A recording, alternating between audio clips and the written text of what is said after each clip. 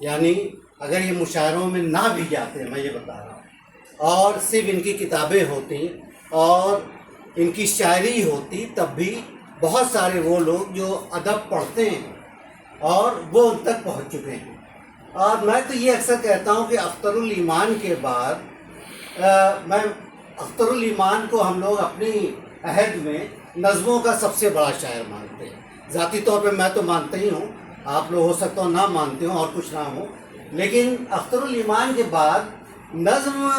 تھوڑا سا کمزور پڑ رہی تھی۔ جو سچ بات یہ ہے کہ وہ بات، اور اس کے بعد سلسلہ لگ گیا کہ بہت سارے وہ شعراء ہمارے بیچ نہیں رہے جو غزلوں کے ساتھ بہت اچھی نظمیں کہہ رہے تھے۔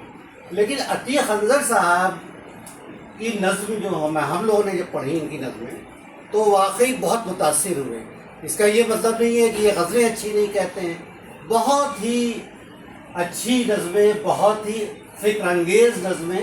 جو ہمیں مطلب دل کے ساتھ ساتھ دنیا کی بھی سیر کراتی ہیں۔ اور وہ جو کہتے ہیں نا غم جانا اور غم دورہ، دونوں کا پتہ چلتا ہے کہ ان کی نظموں میں یہ چیزیں ہیں۔ اور دیکھیے میں تو اکثر یہ کہتا ہوں کہ ہندوستان میں رہ کے اگر عتیق انظر صاحب ہوتے اور ان کی شہرت اتنی ہی ہوتی تو یہ بڑی بات نہیں ہوتی کہ ہندوستان میں اردو کے لیے فضا بہت ہموار ہے، یعنی لیکن ایک ایسی جگہ پہ پہنچ کے ایک ایسے ملک میں جہاں اردو والے کم تھے، وہاں پہ جن لوگوں نے اردو کا چراغ جلایا، یعنی آپ جہاں ہیں قطر دوحہ میں، تو یہ بہت بڑی بات ہے میں سمجھتا ہوں۔ اور وہاں ظاہر ہے جب آپ لوگ ہیں تو ابھی آپ نے گفتگو میں سنا کتنی ایسی انجمنیں ہیں جو اردو کے فروغ کے لیے، ادب کے فروغ کے لیے کام کر رہی ہیں، تو یہ بہت بڑی بات ہے میں سمجھتا ہوں کہ ہندوستان میں تو، اور اچھا آپ ظاہر گئے تو یہیں سے ہیں تو آپ کو یہاں کی جو مٹی کی محبت ہے، مہک ہے، وہ کھینچ کے بھی لاتی ہے۔ تو جب آپ یہاں آتے ہیں تو یہاں بھی ہم لوگوں نے دیکھا، اور فیس بک سے تو بھی بہت ساری، سوشل میڈیا سے بہت ساری باتوں کا پتہ چل جاتا ہے۔ تو عتیق انظر صاحب جب آتے ہیں تو پتہ چلتا ہے کہ یہ اس شہر میں گئے، وہاں گئے، ان کو یہاں بلایا گیا، نشست ہوئی ہے، تو اس کا مطلب ہے کہ ان کا نام جو ہے ادبی حلقوں میں ایک بہت جانا پہچانا نام، یہ بڑی بات ہے میں سمجھتا ہوں۔ اور شاعر کا دیکھیے اصلی تعارف جو ہے، آپ بہت بڑے شاعر ہیں، یہیں لکھنؤ میں کتنے ایسے شاعر تھے جن کا سکہ چلتا تھا لیکن ایک کتاب وہ لوگ نہیں چھوڑ کے گئے۔ عزیز بانو دارا وفا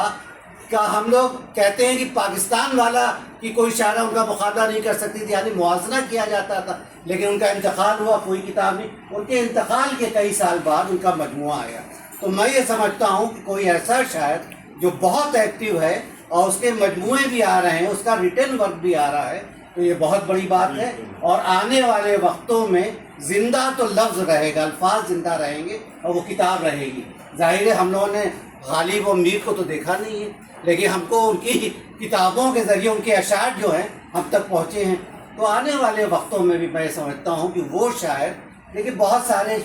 شاعروں کا مجمع ہے، شاید میں ہی شاعر نہیں ہوں یہاں اس وقت، لیکن آج کے دور کے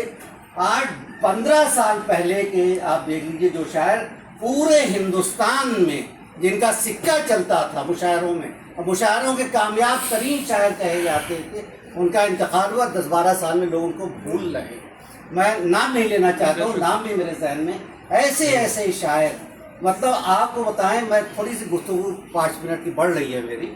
کہ آج سے 20 سال پہلے میرے والد کے پاس ایک پوسٹ کارڈ آیا، اور وہ پوسٹ کارڈ پہ انہوں نے جو جن صاحب کا خط لکھا تھا، واصف بھائی سچ بتا رہے ہیں، ان کا خط پڑھ کے میرے والد کی آنکھوں سے آنسو نکلا،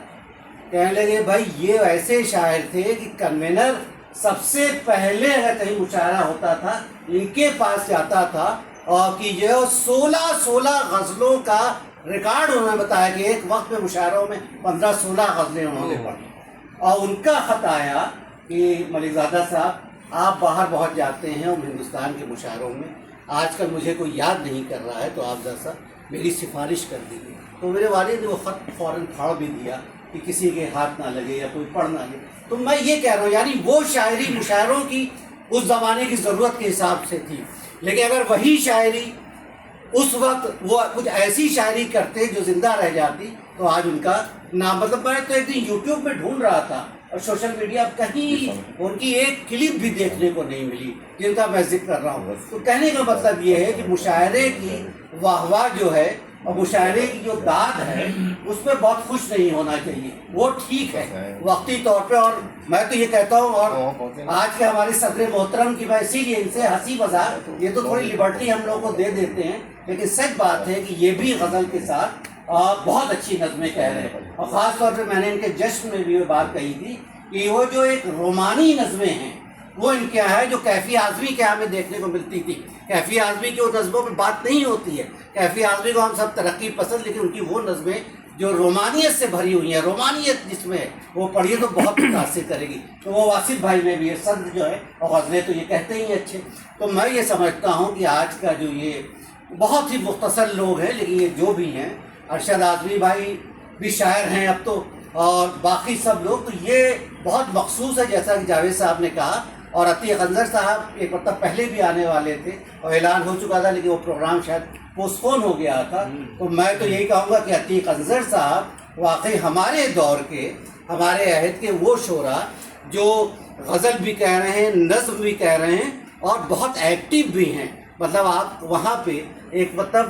ایک انجمن سازی ہے, مطلب بیٹھ رہے ہیں اور نئے لوگ جڑ رہے ہیں. تو یہ میرے خیال سے اردو کی یہ بھی ایک بہت بڑی خدمت ہے جو اپنے ملک سے دور بہت یہ کر رہے ہیں. اور میرے خیال سے یہ اپنی ان خدمات کی وجہ سے اور اپنی کتابوں کی وجہ سے ہمیشہ زندہ رہیں گے. ہم سب ان کا بزم امکان کی طرف سے استقبال کرتے ہیں اور ان سے گزارش کرتے ہیں کہ آپ لوگ بھی چاہیے تو آج کچھ ان سے بات چیت بھی ہو اور ان کے اشعار تو ہم لوگ سنیں گے. تو میں آپ سب کا دل کی گہرائیوں سے آپ سب کا استقبال کرتا ہوں, اور واقعی بہت خوشی ہوتی ہے کہ جاوید صاحب, میرے والد کے زمانے میں نشستوں کا ایک سلسلہ تھا, آپ لوگ آتے تھے, وہ سلسلہ پھر سے شروع ہوا ہے. تو بہت خوشی ہوتی ہے. بزم امکان تو واقعی بہت سوشل میڈیا پہ بھی وہ گروپ ہے, آپ سب لوگ جانتے ہیں. اب اس کی ایک ہم لوگوں نے نشستوں کا بھی سلسلہ شروع کیا ہے. تو میں ایک بار پھر آپ سب کا دل کی گہرائیوں سے استقبال کرتا ہوں, اور واقعی بہت خوشی ہو رہی ہے. بہت بہت شکریہ.